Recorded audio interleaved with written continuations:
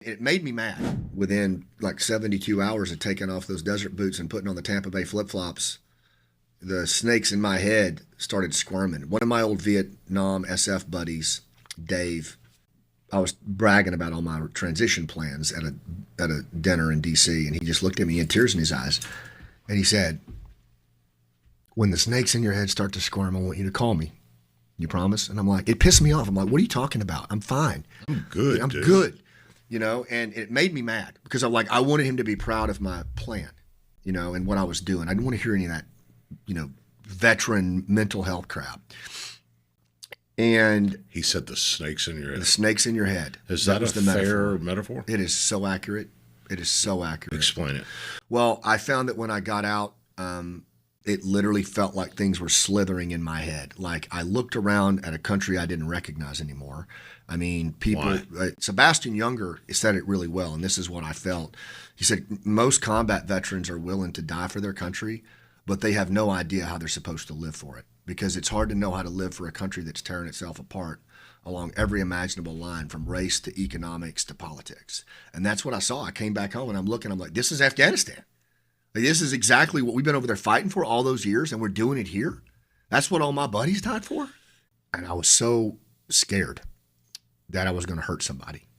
And I was so scared that I just couldn't do this. I can't do this. I didn't, and I would fall apart in the middle of the day. I would start crying. I would lose my focus. And I thought, my God, I was this high performing dude. I was doing all these things, and now I can't even focus on, a task without just falling apart, and the boys, my three boys that all these years I couldn't wait to be with them, would get up and walk out of the room because they didn't know what version of dad they were going to get.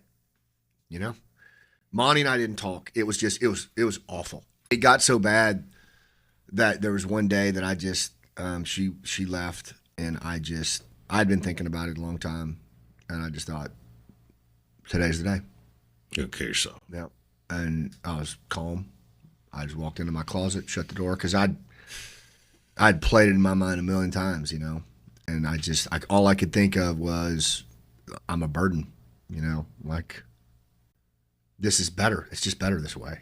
I just couldn't see any way out, So I went in the closet, I got my 45, and it was in my hand against my face, and I heard a sound outside in the house, and it was my son Cooper had come home. And I can remember thinking, what kind of dad kills himself and lets his kid find him? And so I put the gun up, and I walked out of the closet like nothing happened. And I was a wreck, get myself together. And I walked out into the house so ashamed and so embarrassed by that scar, by that what I had almost done. And I still felt helpless. I still felt like I don't know how I'm going to live. And I went back in that closet again a couple of times, never to that close point, but I just was in this purgatory, man. I don't know how to describe it. It was like a purgatory of being where you can't die and you can't live. I realized I just wanted to be relevant again. I just wanted to be in the game again.